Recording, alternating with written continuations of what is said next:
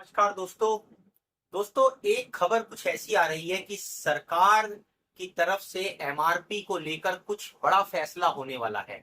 दोस्तों, हालांकि जो जानकारी है वो सूत्रों पर आधारित है, इसकी कोई आधिकारिक अभी पुष्टि नहीं है, लेकिन जानकार लोग ये बता रहे हैं आने वाले समय के अंदर सरकार एमआरपी को लेकर एक बड़ा स्टेप ले सकती है और इसके ऊपर काम चल रहा है। दोस्तों, इसके ऊपर विचार और मंथन चल रहा है। आइए जानने की कोशिश करते हैं कि इसके क्या हम लोगों को, आम लोगों को फायदे होंगे और क्या इसके नुकसान होंगे। दोस्तों, जो एमआरपी की व्यवस्था है वो ऐसा बताया जाता है कि सन 1989 से 90 के आसपास जो है वीपी सिंह की सरकार में लागू की गई थी। उससे पहले जो व्यवस्था होती थी उसमें भी जो है वस्तु की कीमत लिखी होती थी, लेकिन उसके अलावा उस पे एक्स्ट्रा टैक्स करके मेंशन किया जाता था। जो लोकल टैक्स होते थे वो उसमें एक्स्ट्रा लगते थे, तो वो डिपेंड करता था दोस्तों आप कहां पर उस वस्तु को खरीद रहे हैं, तो उस हिसाब से टैक्स वगैरह एक्स्ट्रा पे करके उस कीमत के आसपास आपको वो चीज मिल जाती थी आसानी से। ऐसा मान लीजिए कि आप जैसे आप 100 रुपए की कोई वस्तु लेने जाते हैं तो उसमें लोकल टैक्सेस 4 रुपए के एक्स्ट्रा लगते हैं, तो 104 रुपए के आसपास वो मिल जाती थी। कई बार दुकानदार दोस्तों उसमें थोड़ा ऊपर नीचे करके प्राइस को ग्राहक को उसको दे दिया करते थे। लेकिन ये 1989-90 के आसपास वीपी सिंह की गवर्नमेंट में एमआरपी की व्यवस्था आई कि भाई ग्राहक को जो है ये पता होना चाहिए कि इस वस्तु का मैक्सिमम रिटेल प्राइस क्या है, अधिकतम खुदरा मूल्य, कि इसके ऊपर जो है ग्राहक से उसकी कीमत नहीं ली जा सकती है। आज वही व्यवस्था है दोस्तों जिसको हम चलता हुआ देखते हैं। आप कोई चीज लेने जाइए, अगर उस पर एमआरपी प्रिंट है 10 रुपए, तो 10 रुपए से ज्यादा का उसको दुकानदार नहीं बेच सकता है। और इसी व्यवस्था में हम जाते हैं, उससे कम दे सकता है दोस्तों, उसमें कुछ डिस्काउंट दे सकता है। 10 रुपए की चीज आपको 9 रुपए में, 8 रुपए में दे सकता है, लेकिन 10 रुपए की चीज आपको 11 रुपए में नहीं दे सकता है। तो एमआरपी की व्यवस्था चल रही है। आइए जानने की कोशिश करते हैं कि आखिर ऐसी क्या जरूरत पड़ गई कि सरकार को एमआरपी की व्यवस्था चेंज करने के बारे में सोचना पड़ा। अब दोस्तों, इसमें तर्क कुछ इस तरह के दिए जाते हैं कि बहुत सारी जगहों पर एमआरपी को बढ़ा दिया जाता है और इतना बढ़ा दिया जाता है कि उसके ऊपर फिर डिस्काउंट घोषित कर दिया जाता है। कि मान लीजिए कोई 100 रुपए की चीज है और उस 100 रुपए की चीज को 1000 रुपए का प्राइस देने के बाद उसके ऊपर 80% डिस्काउंट दे दिया, तो वो 200 रुपए की हो गई। तो इस तरह से चीजों को जो फर्जीवाड़ा जो एमआरपी का करके लोगों को बेचा जा रहा है, उन चीजों को टैकल किया जा सके, इसलिए एमआरपी को हटाकर एक नई व्यवस्था लाने की कोशिश की जा रही है, जिससे जो ग्राहक है, जो खरीदने वाला है, उसको ज्यादा पारदर्शी व्यवस्था मिल सके, उसको पता लग सके। अब दोस्तों, ये तो सिर्फ एक पक्ष है, इसमें दूसरा पक्ष समझने की कोशिश करते हैं। दरअसल सरकार की कोशिश अगर इस तरह की व्यवस्था लाते हैं तो ये होगी कि एमआरपी को लागत और मार्केटिंग का जो खर्च है उससे जोड़ने के लिए कुछ मानक बना दिए जाएं कि भैया जो तुम्हारी लागत है और तुमने उसके ऊपर मार्केटिंग में कितना खर्च करा है, उसी के आधार पर तुम उस वस्तु की कीमत को डिसाइड कर लो। लेकिन दोस्तों, ये इतना आसान नहीं है जितना आपको दिखाई पड़ता है। ये तो सिर्फ बाहरी एक परत है इसकी, इसके अंदर का हम विश्लेषण करने की, जानने की कोशिश करेंगे कि वास्तव में सरकार का मकसद क्या है। और दोस्तों, इसको आप ऐसे समझिए कि जब इस व्यवस्था को बोला जाता है कि एमआरपी नियंत्रित करने के लिए व्यवस्था नहीं बनाई जा रही है, बल्कि इसलिए बनाई जा रही है कि एक मार्जिन फिक्स कर किसी भी वस्तु की कीमत को तय किया जा सके। तो जो जिस तरह से सूत्रों की खबर आ रही है कि सरकार एसआरपी लाने के पक्ष में है, हो सकता है आने वाले कुछ समय के अंदर एसआरपी व्यवस्था को लागू किया जाए। अब इसमें क्या है दोस्तों, ये सजेस्टेड रिटेल प्राइस है।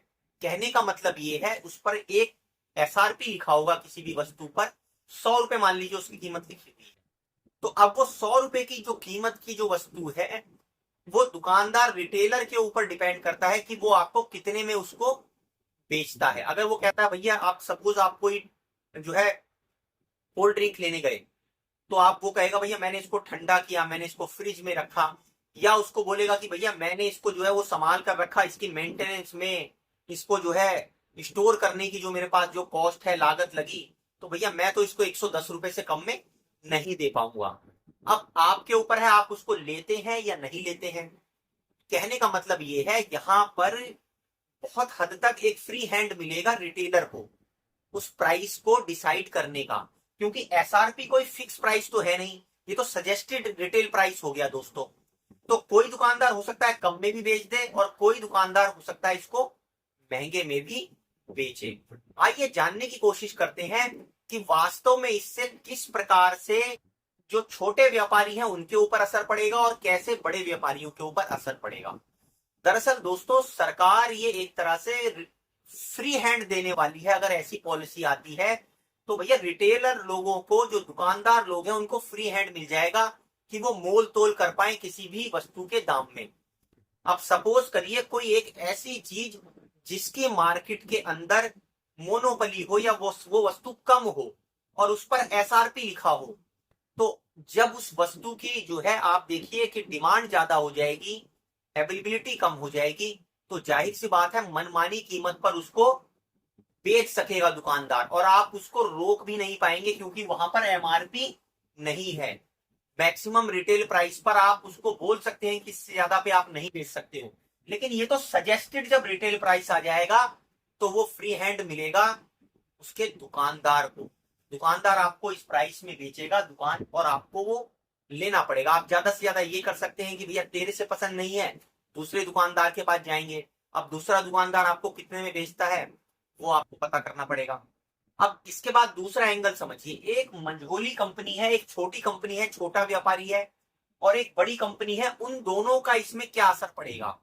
दोस्तों अब आप इसकी गहराई को समझिए, वास्तव में ये छोटे व्यापारियों को किस तरह से नुकसान देगा, बर्बाद हो जाएंगे छोटे व्यापारी और छोटी कंपनियां। मैं आपको ये समझाने की कोशिश करता हूं। यहां पर दोस्तों जो छोटी कंपनियां हैं वो जब किसी भी माल को बनवाती हैं तो जाहिर सी बात है कि जब उनके पास कम पूंजी होती है तो वो किसी भी वस्तु के छोटे बैच को बनवाती हैं, और जो बड़ी कंपनियां होती हैं वो बैच का साइज बढ़ा सकती हैं। अब दोस्तों क्यों बैच का साइज बड़ी कंपनी बढ़ाकर बनाएगी और छोटी वाली कंपनी कम बनाएगी? कहने का मतलब आप ये समझ लीजिए, अगर मुझे कोई वस्तु बनानी है तो मैं 1000 की क्वांटिटी, अगर मैं छोटी कंपनी का व्यक्ति हूं तो मैं 1000 की क्वांटिटी में उसको बनवाऊंगा, लेकिन जो बड़ी कंपनी है वो उसको 10,000 की क्वांटिटी में बनाएगी। अब फर्क क्या आएगा? फर्क ये आएगा जो मैन्युफैक्चरर है बनाने वाला, जब आप उससे बल्क में कोई चीज खरीदेंगे तो उसकी कीमत वो कम करेगा, आपको वही चीज वो बनाकर देगा 10 रुपए में, अगर आप 10,000 की क्वांटिटी में खरीदते हैं। और अगर 1000 की क्वांटिटी में वही चीज आप खरीदते हैं तो आपको वो कितने में देगा? वही चीज 10 रुपए की वो आपको 20 रुपए में देगा। आपकी मर्जी है, आप 1000 बनवा लीजिए तो 20 रुपए की लागत पर उसको खरीद लीजिए, और अगर आप 10,000 की क्वांटिटी में बनाते हैं तो आप 10 रुपए की कीमत में खरीद लीजिए। अब आप इस खेल को समझिए। अब जब ये छोटी कंपनी वाला उसको छोटा बैच बनाता है, कारण ये है जब छोटा बैच वो बनाएगा तो उसको पता है कि मैं अपने प्रोडक्ट को एक्सपायरी से पहले खपा दूंगा मार्केट के अंदर, क्योंकि हर किसी प्रोडक्ट पे एक एक्सपायरी मेंशन है दोस्तों। आप एफएमसीजी सेक्टर में चले जाइए, एक्सपायरी है। आप दवा सेक्टर में चले जाइए, एक्सपायरी है। अगर नियर एक्सपायरी गुड आ गया तो उस दुकान, जो बेचारा जो छोटा व्यापारी है, जो दुकानदार है, उसके गले की फांस बच जाता है।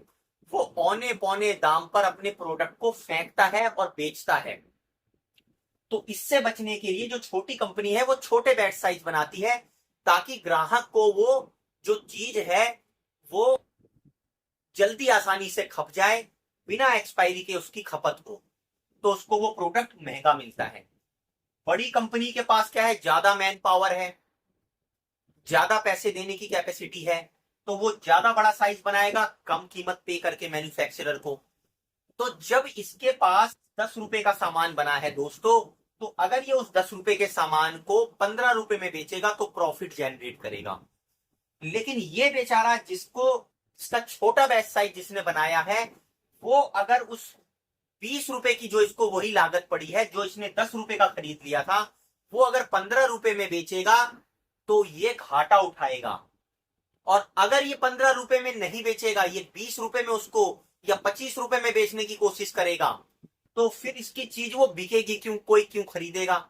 आप समझिए इसके एंगल को। तो सारे लोग जो है वो इस बड़ी कंपनी के माल को खरीदेंगे, क्योंकि वो सस्ता मिल रहा है, उसके पास ज्यादा मैन पावर है। तो यहां पर इस कंपनी के लिए एक बहुत बड़ा प्रश्न चिन्ह खड़ा हो जाएगा सर्वाइवल का, इसमें जो लोग काम करते हैं, रोजी रोजगार करते हैं, उनके लिए समस्या खड़ी हो जाएगी। अब आप समझिए, अब ये वाला जो बी कंपनी वाला है वो एसआरपी रखेगा 15 रुपए की, रिटेलर उसको 20 रुपए में बेचे, 18 रुपए में बेचे, 25 रुपए में बेचे। ये बेचारा क्या है, 20 रुपए में तो इसको जब प्रोडक्ट बन के आया है तो इसकी मजबूरी होगी कि कम से कम 25 रुपए में बेचे, तभी इसका सर्वाइवल हो पाएगा। तो यहां पर अगर ये नहीं करेगा ये दोस्तों, तो ये घाटा लॉस उठाएगा और ये कंपनी बंद हो जाएगी। इस तरह से कई कंपनियां बंद होंगी दोस्तों, धड़ाधड़ बंद होंगी। और जब कंपनियां बंद होंगी, मार्केट में कंपटीशन कम होगा, फिर ये बड़ी कंपनी अपना असली खेल खेलेगी। फिर ये क्या करेगी, ये कि आप जो 10 रुपए का जो सामान ले रहे हैं, ये आपको 20 रुपए 25 रुपए में बेचेगी और आपको खरीदना पड़ेगा, क्योंकि जो कंपटीशन देने वाले छोटी मछलियां थी उनको बड़ी मछलियां खा जाएंगी।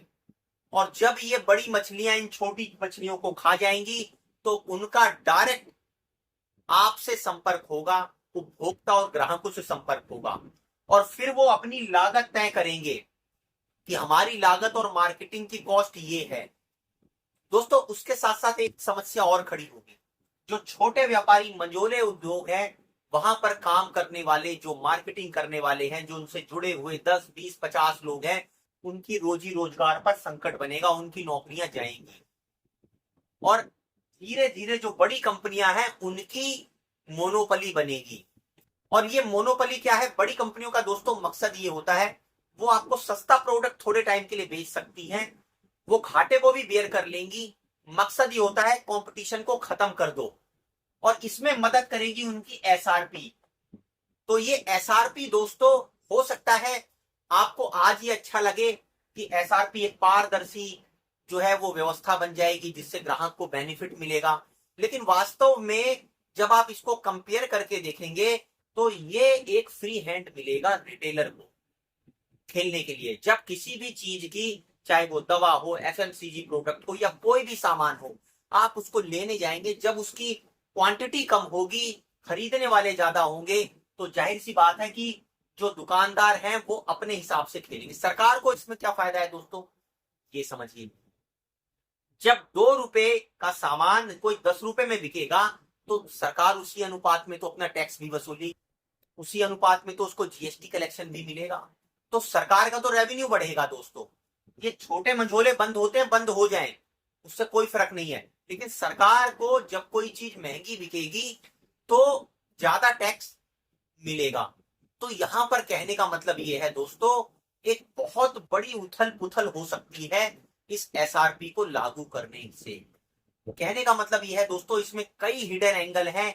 एक तरफ एंगल है कि जो बेचारे छोटे कंपनियां हैं उनकी इन्वेंट्री उनके लिए बहुत बड़ा कंसर्न हो जाएगी।